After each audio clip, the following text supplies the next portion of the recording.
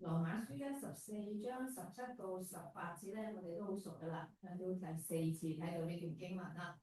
咁呢度話咧，神嘅國只在乎公義和平，並聖靈中嘅喜樂。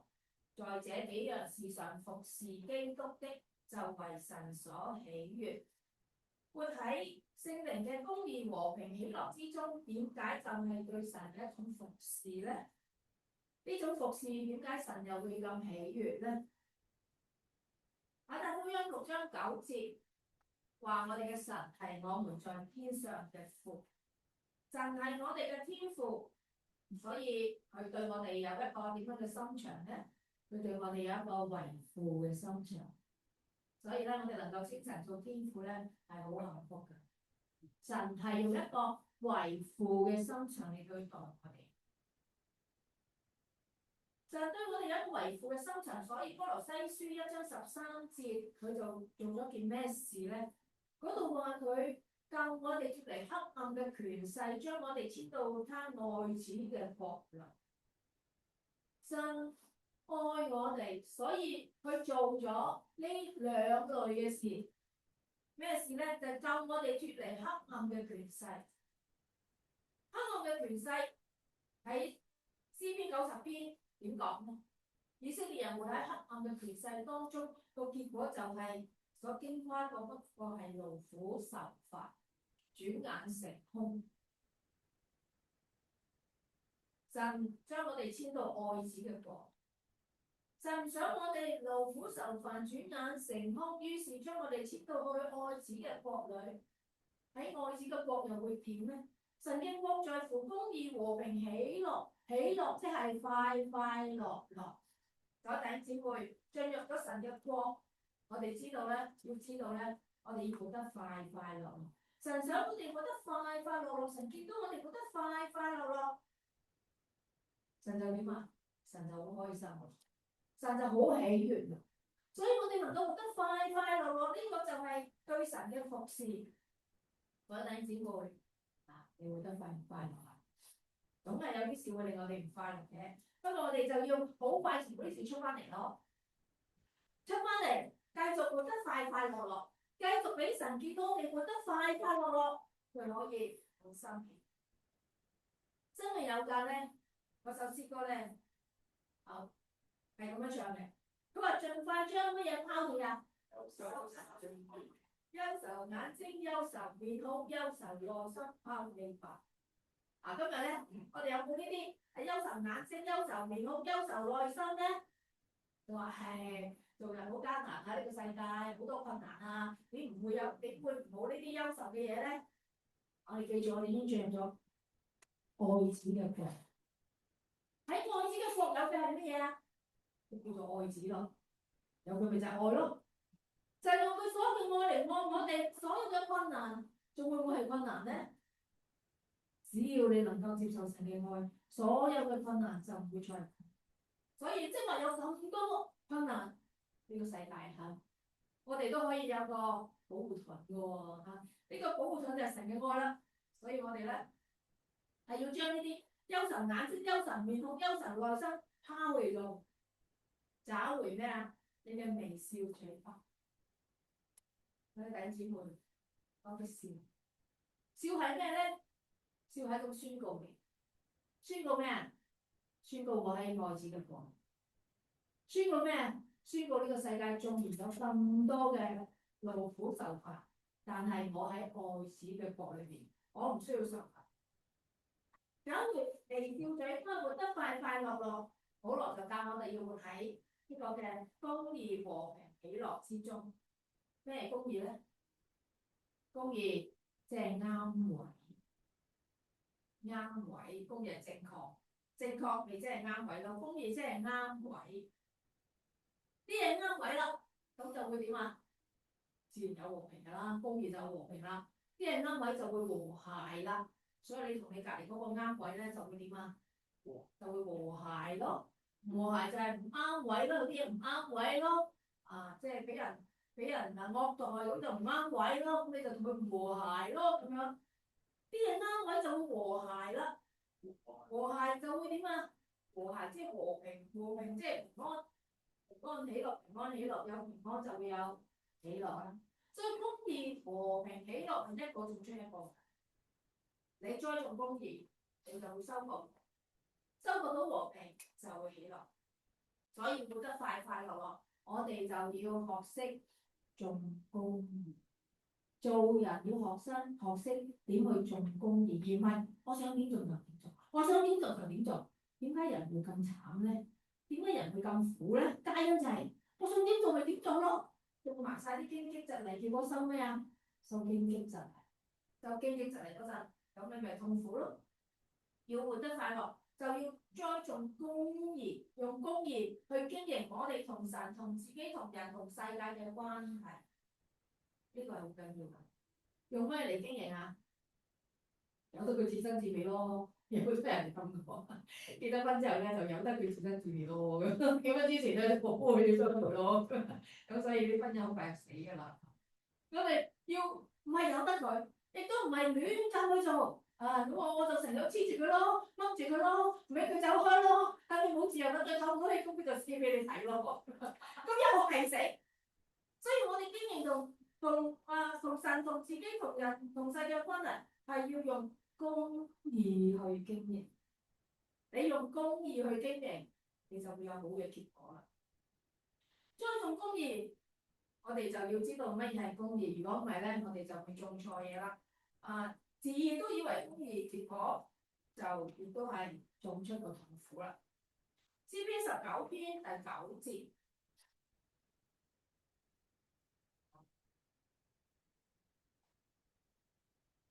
詩篇19篇第9節，耶和華嘅典章真實全然公義。咩係公義咧？神嘅話全然公義。有冇呢個認定啊？神嘅話全然公義，你越早有呢個認定越好啊！因為你唔認定咗呢句説話咧，你係唔會跟嘅。神嘅話全然公義，所有嘅都係啱嘅，所以當佢講句説話出嚟，我覺得係啩嘅時候，你就會收翻個掛字，你就會收翻唔係啩嘅。神嘅話係全然公義嘅，佢係一定啱嘅，佢係一定啱。我初信嘅時候咧，即係未驗證嗰啲嘢，未驗證好難去一下信。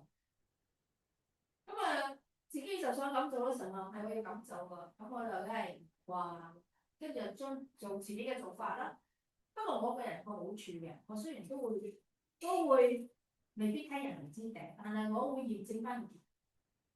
我睇到我原來我嘅意思做咁嘅結果喎，咁下次再嚟係啩嘅時候，我心諗咁今次又另個做法喎，不如就係跟佢支頂啦。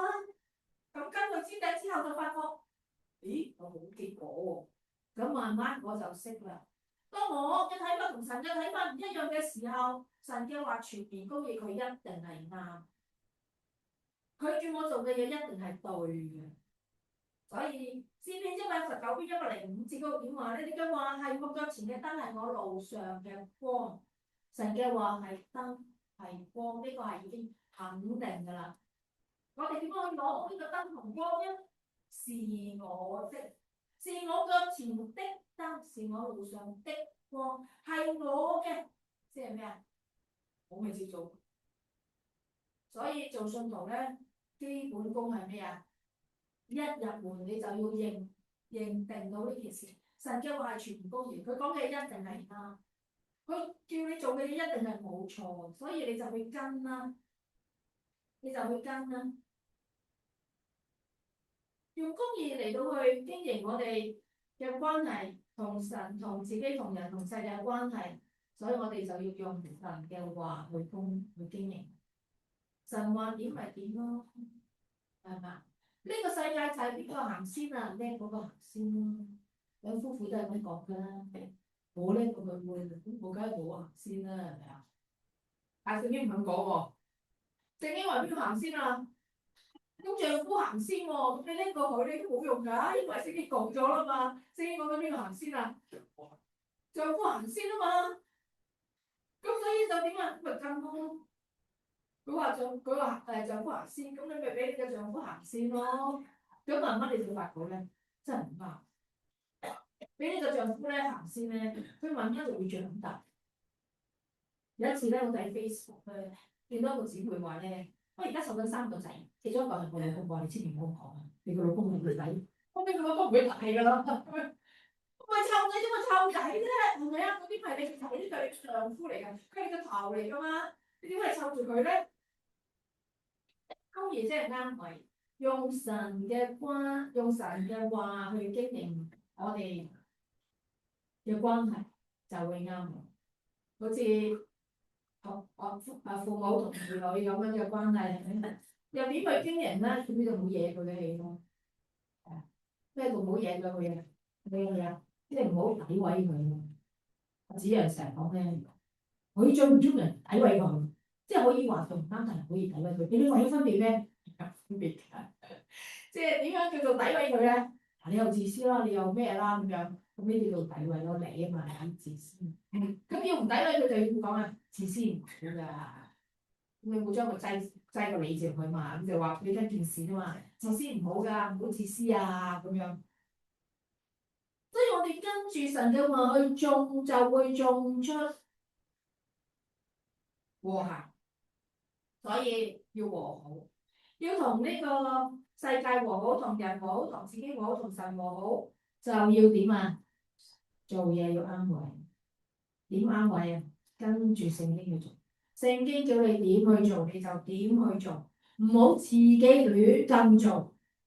亂咁做咧，啲人唔啱位咧，你就好多爛攤子要去收。啱位就會和好，就會喜樂。所以要學識點去埋位。所以每一盒紅菜要睇下點埋位咧，呢件事應該點去埋位咧咁樣。同神和好，我哋要點樣去埋位咧？人際關係最大嘅問題就係罪啦，埋啱個位，咁咪就唔好犯罪咯。犯罪冇罪咯，冇罪個位咪啱咯。咁犯咗罪又點啊？犯咗罪你快快會求神赦免除罪咯。咁又冇罪啦，嗰個罪個位咪又啱翻咯。唔好犯罪，所以出埃及記24章7節教我哋咩咧？個耶和華所吩咐嘅，我們都必遵行。所以我哋做信徒要點啊？要同神嘅關係和諧，就要神點教我哋點做。凡事都要去諗，神希望我呢件事點樣做咧？我哋要活出神希望我哋活出嘅自己，而唔係活出我哋嗰個任性嘅自己。耶和華所吩咐嘅，我哋都必遵行，一心一意聽從神嘅話，就唔會落入罪中啦。咁我哋同神嘅關係就唔會緊張啦。犯咗罪嘅話，就快快去除罪啦。所以詩篇第5篇7節話：我必憑你豐盛嘅慈愛進入你嘅居所，就去尋求神嘅赦罪之恩啦。尋求神嘅赦罪之恩，咁個關係未有復和咯，即係冇罪啦，關係未有復和。所以同神嘅關係係好簡單嘅。就係呢兩個原則，總之你就要搞翻手邊罪啦。我哋同神之間同都有個罪喺裏邊啦。聽從神嘅話，萬一失腳就要去尋求赦罪之恩。同自己和好又要點咧？同自己和好又要點咧？同自己和好即係咩咧？首先要搞翻清楚呢樣嘢先。如果唔係就攬嚟攞唔住件事㗎啦。同自己和好，即係想自己好。你想唔想自己好啊？每個人都想自己好啦。但係想自己好，唔可以等想字喎。想自己好就要做乜嘢都要為自己好。所以乜嘢係同自己和好啊？同自己和好就係為自己好。今朝有冇食早餐啊？為自己好咧。可以食早餐，你多多少少食啲啦咁樣啊。有冇唔做運動啊？原來為自己好咧，點都要做啲運動嘅。你做咩就隨便你啦嚇。咁你就點都要去做啲運動㗎咁樣。我唔知你做唔做啲乜，我咧唔知做運動啊，咁就唔去做，咁你唔係為自己好咯。所以其實我哋做人咧，成日都其實做好多嘢都冇為自己好。點樣為自己好？咁你咪做咯，講多啲嘢好啲，你咪講咯。講少啲嘢先係好好，定講少啲咯。總言之，個目的就係一個嘅啫，就係為自己。為自己好，我哋有乜嘢要做咧？我哋可以點樣埋位咧？點樣做就可以為自己好咧？約翰一書1章9節，上次講到就係認自己嘅罪。我哋話認罪好冇面喎，所以有罪啲人就點都唔認啦，拎住尊嚴係都肯放咯。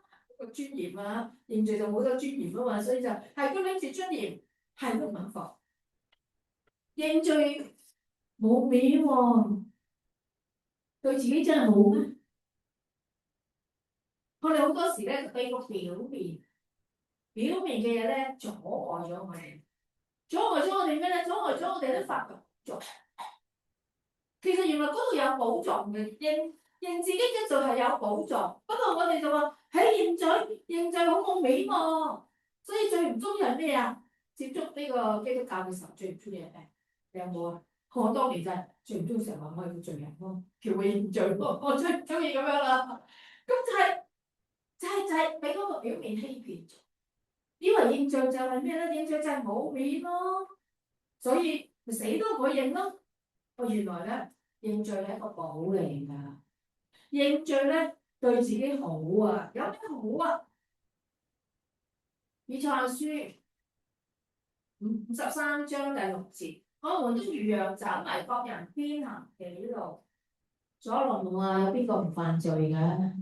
我真係講得好啱喎，每個人都會做呢件事啊嘛，都會成為迷羊，都會偏行己路。咁有罪唔認咁點啊？咪繼續偏行己路咯。有罪唔認就繼續錯落嘅喎，繼續偏行己路就會點咧？箴言8章36節話：害了自己，偏行己路咪害自己咯。害成點啊？喜愛死亡，死亡即係窮途末路。咁行落去咪窮途末路咯？認罪就唔同，認罪即係知錯，知錯就唔會一錯再咩？再錯咯，唔會一錯再錯。唔會一錯再錯，咁咪即係指咩啊？買股票嗰啲人咧，最終要一定唔做，佢唔想做呢件事，都係想升上去嘅咧。但係佢係咁落喎，佢哋一定要指咩啊？指示㗎嘛。買股票你都咁叻識指示啦，點解你嘅人生都識指示咧？我哋嘅人生就要學識指示，認罪其實就係指示啦嘛。認咗罪，我哋就唔會一錯再錯啦嘛。所以如果為咗尊嚴，嚟到蝕到日用，俾自己一路蝕到日用，你話幾無謂？所以有錯就要認出佢係錯，就唔好再錯，咁就能夠指示。為自己好，有錯就要認罪可以指示，認罪仲可以點咧？詩篇139篇24節，看在我裏邊有什麼惡行沒有引導我走永生的道路？永生的道路即係咩路咧？睇戲啊！啲人投票嘅時候咧，通常會點投噶？求下你俾條咩路我行啊？山路啊嘛，永生的道路咪即係山路咯。肯認罪就會點啊？肯認罪，神就會俾條山路我哋行。柳暗花明，要又一村就要點啊？認罪咯。點解會柳暗咧？佢相比喺最終咪柳暗咯，係咪啊？你要花明又一村咯，就要去認罪咯。認罪先能夠打開另一個嘅局面。如果唔係，就一直都會喺嗰個殘局裏邊，喺嗰個死局裏邊。認罪就有神就會俾條山路我哋行，就生機就可以再認。你話幾好？你話認罪係咪一個寶咧？所以認罪點會係冇面咧？認罪其實係個寶，又可以指示，又可以生機再現。所以我哋行差踏錯嘅時候，記得認自己嘅罪。做呢件事就係為自己好，就係要認自己的罪，唔好攞住尊嚴。為自己好，除咗認自己罪，仲要點咧？以弗所書嗰度講到，我哋有兩個本質唔同嘅自己，一個屬私欲嘅舊人，一個有神形象嘅新人。加拉太書講到亞伯拉罕都有兩個兒子，兩個本質唔同嘅兒子，一個係使女下監按住血氣生嘅，按住血氣生，即係好似人，即係個世人個個都係按住血氣生出嚟㗎啦，係咪？咁男女交換嘅生子咯，呢個叫做按住血氣生。咁啊，使女下監咧就係按住血氣生嘅，根本佢就有生育功能，咁佢生嗰個仔咯，咁就係跟住按住血氣生嘅，生咗個要成萬地出嚟。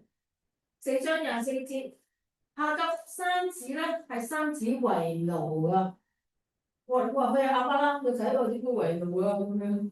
點會喺屋企做奴隸啊？係假地都亞伯拉罕個仔喎。為奴係咩意思咧？為奴即係話佢將來要服侍主母嘅兒子。為奴即係服侍，佢將來係服侍嘅人嚟。服侍邊個啊？服侍主母。4章23節，一個係義主之婦人，憑着應許生嘅自主之婦人，咁即係咩啊？主母。呢個係主母生嘅，呢個主母就係撒拉，生咗嘅係以撒。4章29節，那按着血氣生的逼迫了那按着聖靈生的。逼迫了即係邊個做緊話事人啊？作佢哋嗰個做緊話事人，以實瑪利做緊話事人。按住血氣生的本來係為奴嘅竟然作主。4章29節，當時按血氣生嘅逼迫咗嗰個按聖靈生嘅，現在也是如此。有係，所以我哋裏邊有兩個本質唔同嘅人都係，裏邊成日去打仗，並且贏咗嗰個一定係唔好嗰個。所以人咧都係好多時會做唔好嘅事，多過做好嘅事。5章17節，我哋裏邊有個咩亂象咧？情慾和聖靈相爭，聖靈和情慾相爭，這兩個係彼此相敵，使你們不能作所願意作的，不由得自己，不能作自己所願意作的，即係不由得自己。自己係想點啊？自己想做屬靈嘅事情咯，自己即係想為善咯，即係呢啲咪屬靈嘅事情咯。自己想好嘅，做好嘅嘢嘅，點解就做咗啲唔好嘅嘢？因為點解？俾情慾話事，人裏邊嘅情慾話事，有冇體現到呢樣嘢？一定有體現啦，多多少少啦，係咪啊？所以我哋咪做錯晒決定咯，情慾話事就做錯晒決定咯。情慾話事不由得自己，所以羅馬書保羅話：立志為善由得我，只是行出來由不得。我所願意嘅事我唔去做，我所唔願意嘅我偏要去做，不由得自己。就會點？做人開唔開心？我明明想對佢好啊，點知我就鬧走咗佢。咁佢走咗，你開唔開心咧？佢走咗你就唔開心，不由得自己人就唔開心啊！所以保羅話：我真是苦啊！誰能救我脫離這取死的身？點解你個身體會取死？因為你俾邊個話事？俾情慾話事。正邪相爭，俾情慾話事就係取死。所以點樣唔取死咧？我哋就要為自己好咯。即係佢話事係咪好咧？你要咁去諗啊嘛。你俾佢話事係咪好咧？我明明想對佢好，點知我就用緊得就鬧咗佢。咁邊係咪好咧？咁呢個就唔係好咯咁樣。正邪相爭嘅時候，我哋要諗一諗。乜嘢先係自己？點樣做先係真正嘅好？我哋就夠去啱翻位啦。為奴嘅作主逼迫咗將來嘅主子，結果點咧？如果亞伯拉罕睇唔到、聽唔到，做乜事都冇，由得佢。但係我哋成日做緊嘅事。其實我哋都睇好多，我哋兩個一路打緊交，打緊好嘅，一路好嘅，一路打緊交。我點解就係硬係俾嗰個情慾嘅可以作主咧？講得佢我哋唔行使主權啊！做人你行使翻自己嘅主權好緊要。我哋係有主權嘅，即係好似亞伯拉罕咁，係有主權去定件事㗎。而家兩個相爭，到底我而家擺邊個？你要擺翻個權喺邊個度？我係有權去擺嘅，點解唔擺咧？如果亞伯拉罕唔擺翻個權喺適當嘅位置，啱翻個位，咁亞伯拉罕頭家會點咧？就會亂噶喎，就會點啊？就會散嘅。所以為咗頭家好，亞伯拉罕點撥亂反正咧？4章30節，把使女和他兒子趕出去，因為使女嘅兒子不可與自主婦人的兒子一同承受產業。講出去就冇得承受產業，咁冇得承受產業即係咩咧？4章1節話承受產業嘅係全業嘅咩人啊？主講咗出去，即係冇得承受產業，咁佢就有冇權柄去作威作福啊？冇咯，即係邊個啊？即係如果佢係承受產業嘅，佢就可以作威作福啦，係嘛？即係佢係主人嘛，係咪啊？佢係或者佢而家唔係主人，佢都係未來嘅主人嘛，佢可以作威作福啦。喂，你而家講咗出去喎，好清楚，講咗佢出去，所以一啲都冇混淆。講咗出去真係一睇佢就知，你都唔係住喺度，你連住喺呢度都冇權啦，你作咩權作威作福咧咁？加拉太書5章17節，情慾和情慾聖靈相爭相敵，使我哋不能作所願意的。情慾作主，我哋不由得自己，咁我哋又點樣撥亂反正？好多人喺呢個位置係冇做嘢嘅，由得佢係唔可以由得佢，由得佢你個人生就亂，由得佢你個人生就會和噶啦。所以你唔可以由得佢噶。當嗰個情慾上嚟，又叫你要去做件咩事嘅時候，你唔可以聽從佢，你唔可以由得佢，你要撥亂反正，你唔可以俾嗰個情慾作威作福，想點就點。聖經話我哋順從佢就作佢嘅奴僕，我哋唔可以作情慾嘅奴僕，我哋係主人嚟噶。神立我哋係主人，我哋係主人，所以我哋點解要聽個為奴嘅指指點點咧？所以每次佢指點你嘅時候，你應該同佢講咩？你係為奴先，我先都聽你指指點點，我做乜要聽你指指點點？應該要咁講啊！我嗰個為奴嘅情慾嚟嘅時候，叫你做乜嘅就話，哦係知道。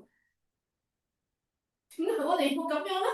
啊，點解我哋要服役嗰個為奴嘅咧？我哋本來係主子嚟嘅，我哋嘅身份係主子，所以我哋要撥亂反正，唔可以俾情慾再作威作福。羅馬書6章12節教我哋要點咧？不要用罪作王，不要用罪作王，即係話唔好對佢唯命是從。佢話乜你就唔好對佢唯命是從，唔好聽佢支笛，唔好佢叫你嬲你就嬲，叫你做乜你就去做乜。你要認出佢，認出情慾係咩㗎？係為奴㗎。你要認出佢嘅身份，佢個身份就係為奴嘅啫。你點解要聽佢支笛？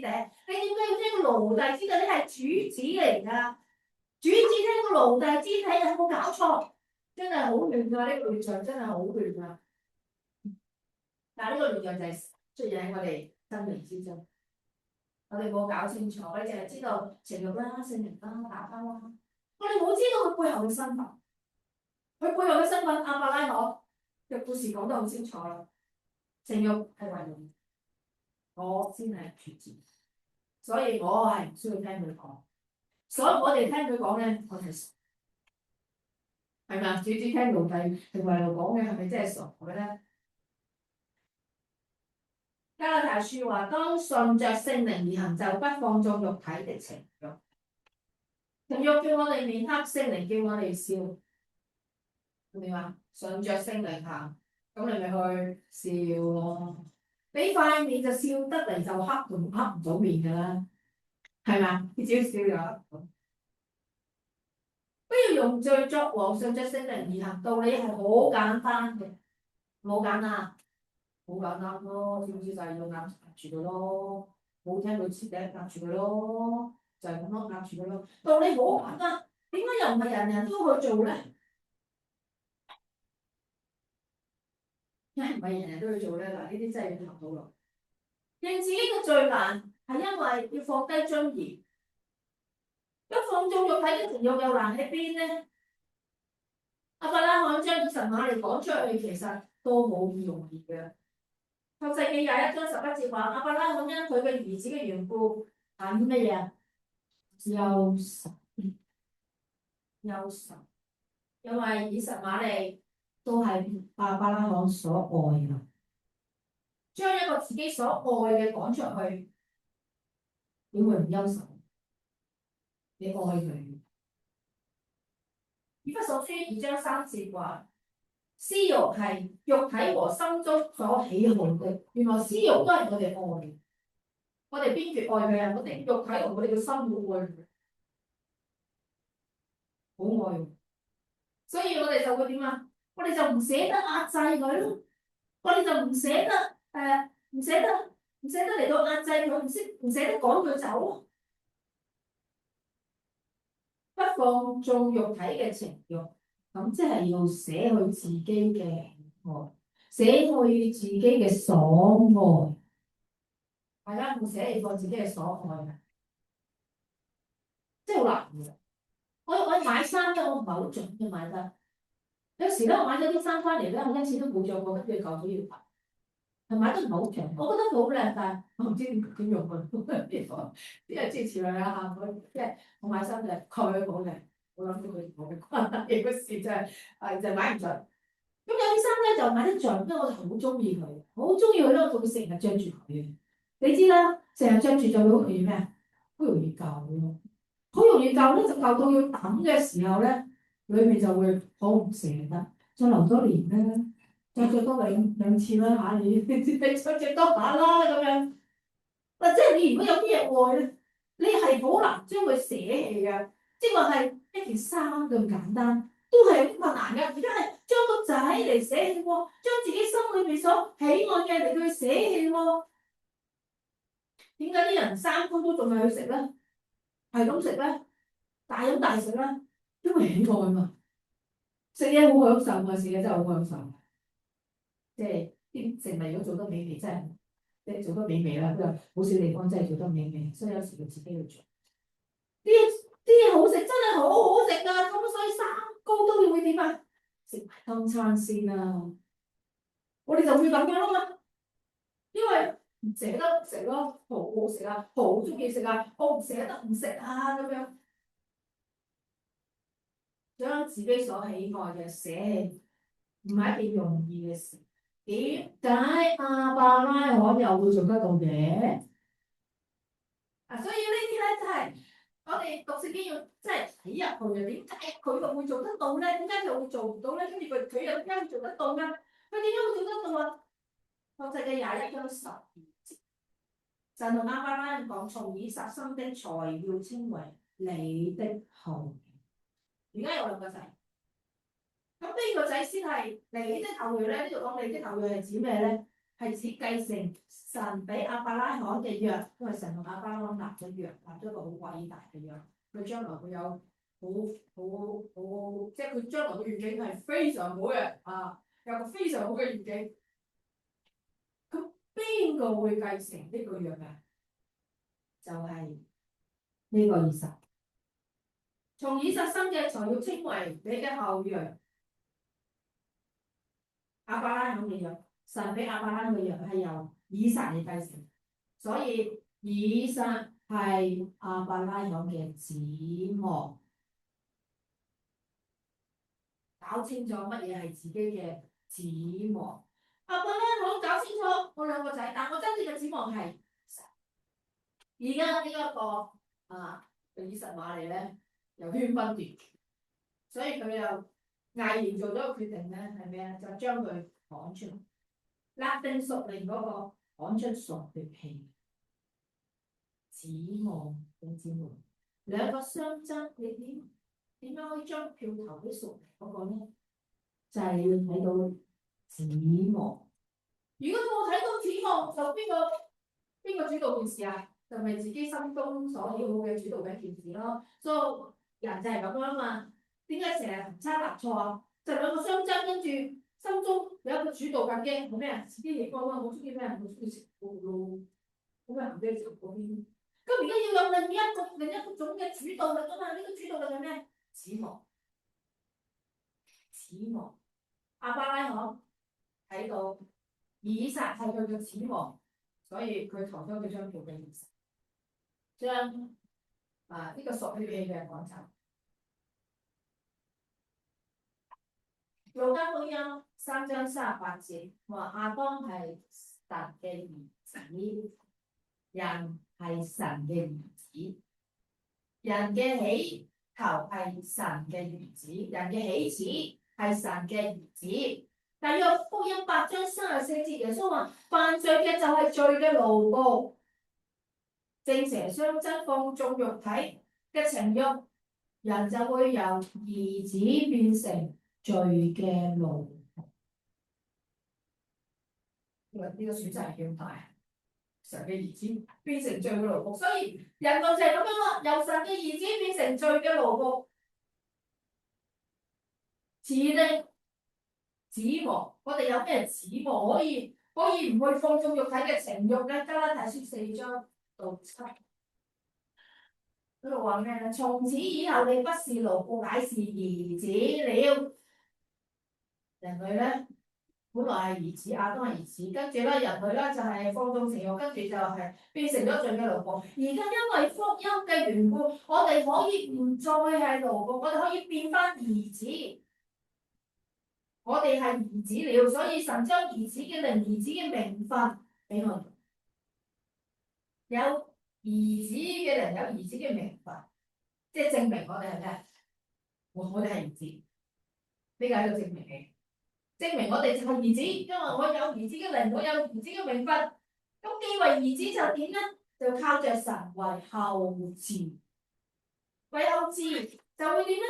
為後嗣就是亞伯拉罕嘅後裔，就可以叫做應許承受產業啦。就將來我哋可以承受產業。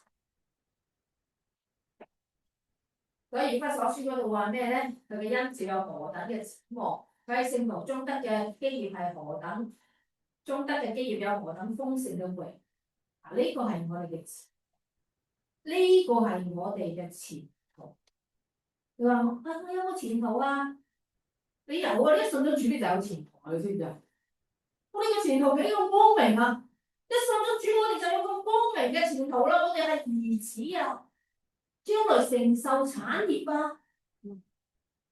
我哋咁有前途，點解要去順從呢一個嘅？點解要去放縱肉體嘅情慾，又去做翻罪嘅奴僕咧？我哋能夠從罪嘅奴僕變成神嘅兒子，係好難能可貴嘅。耶穌基督死喺十字架上，呢件事先做得到嘅。既然成就咗出嚟啦，點解又走翻轉頭咧？所以聖經話咧，邊個咧就跳出嚟又食翻啊？豬，點解要做豬啊？點解要做豬咧？點解嗰啲污糟嘢吐咗出嚟啦，又會食翻咧？吐咗出嚟又食翻，咁即係自己做緊咩？做緊豬咯。我哋已經唔再係奴僕，我哋已經俾神提升成為兒子啦。點解我哋唔持定呢個兒子，持定去做兒子咧？持定做兒子，有兒子嘅靈，咁我哋就要順服兒子啦嘛。有兒子嘅靈噶，有基督嘅靈噶，咁我哋就要順服基督，順服聖靈啦嘛。如果我哋能夠順着聖靈行，神俾我哋嘅呢啲嘅指望都能夠一一實。所以正邪相爭嘅時候，要持定指望，知道自己有咩指望。我哋有嘅指望係何等嘅指望，係有幾個豐盛嘅榮耀，我哋就會揀咩？你會揀聖靈，隨着聖靈。好似移民咁啊嘛，而家俾你揀移民啊，移民去呢個國家嗰個國家，你會點揀啊？睇下邊個國家有前途咯，睇下邊個國家嗰個生活生得好咯，係咪咁睇啊？咁睇咯，所以聖靈同埋情慾相爭，咁咪邊睇下邊度有前途咯？係嘛？去邊度就係好咯，都係咁睇嘅啫嘛。去情慾嗰度將來得緊嘅長信呢個順着情慾撒種有咩啊？收敗壞。哇！去情慾國喎，收敗壞咯，後尾就敗壞咯，生活越嚟越潦倒咯。哇！但係唔係喎，去聖靈國嗰度喎，哇！就頭先講嘅佢啲所有嘅展望都能夠一一實現。所以要睇到個更大嘅圖畫，即係如果我哋睇唔到個更大嘅圖畫，我哋點同即係呢個情慾同埋聖靈相爭嘅時候，我哋點做決定啊？如果睇唔到啲圖畫，睇到咩圖畫？睇到情慾係為我咯，睇到自己先係主子咯。我點會俾個為夾住我咧？我唔會做呢件事咧，我係主導權㗎嘛，我要攞翻我嘅領空權啦，咪攞翻我嘅主場啦，呢個。會攞翻我嘅主場啦，我係主子嚟嘛，點會俾情慾嚟去主導咧？原來唔都俾情慾主導，收到就係壞。因為去嗰邊做咩？你移民而去一個，你結果就係敗壞㗎啦嗰度，即係一無所有啊！啲嘢嚟唔到啊！咩你去嗰度做咩？人望高處嘛，梗係想去個好啲嘅地方啦。信咗聲你都去以後咧，我哋就可以點啊？可以把所有嘅呢啲嘅情況都一一實。以弗所書4章13到14節，提我哋要長大成人，不再作小孩子，不再作小孩子，因為小孩子會點啊？中詭計，被欺騙，所以我哋好容易被人欺騙。認罪係咁啊，冇面啊，咁都唔認啊，所以我哋就會中詭計，被騙。長大成人就要點啊？就要知道，要諗，要知乜嘢先真正係為自己好。長大成人就要真真正正、切切實實係為自己好。要諗，要知，要睇清楚乜嘢先係為自己好。呢個係長大成人。所以咧，自作多情係咩啊？係小孩子咯。長大成人係點啊？譬如你都唔要呢個情咁收翻，好簡單嘅。你要能收能放翻做嘢，一定要能收能放。你可以放出去，你亦都可以收翻翻。長大成人就要為自己好，每一件事，更特別係嗰啲好重要嘅事，要為自己好，真正為自己好。不再作小孩子，中詭計，被欺騙。所以有錯就要點啊？有錯就唔好為咗尊嚴死都唔放啦，唔好死口不認罪。我哋要長大成人，有罪有錯就要認自己嘅罪，肯認咁咪對自己好咯。你又可以指示有生機重現，咁唔係好好？咁好做乜唔去做？為自己做好就去做咯。不再作小孩子，中詭計，被欺騙，正邪相爭嘅時候，每日都發生喺我哋嘅生命之中。隨着肉體同心中所喜好嘅去行，呢個咪就係小孩子。相爭嘅時候，咁好啲喎！哎呀，我中意咁啊，我中意咁啊。係所謂好啲係佢中意嘅，唔係真係好啊。即係我中意咁啊，我中意咁啊，中意點就點，中意點行就點行。當時係好爽嘅，係咪啊？即係如果你要發嬲，你就可以好嬲，真係好爽。咁爽完之後又點咧？其實咪做緊罪嘅奴僕，其實即係做緊罪嘅奴僕，好爽，但係其實係做緊罪嘅奴僕。個面牌係好爽，個底牌係做緊罪嘅。咁點解要做小孩子咧？長大成人為自己好，我哋要順從聖靈啊，不放縱肉體嘅情慾，咁我哋就能夠有屬天嘅指望，一一都實現喺我哋嘅身上，我哋嘅人生就能夠幸福快樂。如果我哋都能夠咧長大成人，做每一件事都停一停，諗一諗，點為之真正對自己好？對自己好嘅事，你幾咁唔中意，你都要去做。對自己唔好嘅事，你幾咁中意都唔好去做。呢個課題其實青少年人已經要學，即係10幾歲就應該要學，即係小朋友就要學規矩啦。慢慢咧去到青少年咧就要識得去擇善固執啊！即係嗰啲唔好嘅我就唔好執啦，好嘅就要執住。好嘅你唔中意都要去做，幾咁艱難都要去做。唔好嘅幾咁中意都好去做。願我哋都能夠咁樣去長大成人，你一齊祈禱。所以天父求你幫助我哋都能夠長大成人，再作小孩子，唔好被好多嘅欺騙嚟到去呃咗我哋，以為認罪就係冇面，以為咧順從自己嘅情慾先係真正嘅活得快樂。天父求你幫助我哋能夠去即係唔再作小孩子中咗呢啲嘅詭計，因為咁去做，我哋只會係將自己度嘅快樂。求你幫助我哋能夠長大成人，做每一件事都能夠平得平等一埋。做真正每一個決定都能夠做到真正嘅為自己，禱告交託奉主耶穌基督聖名祈求。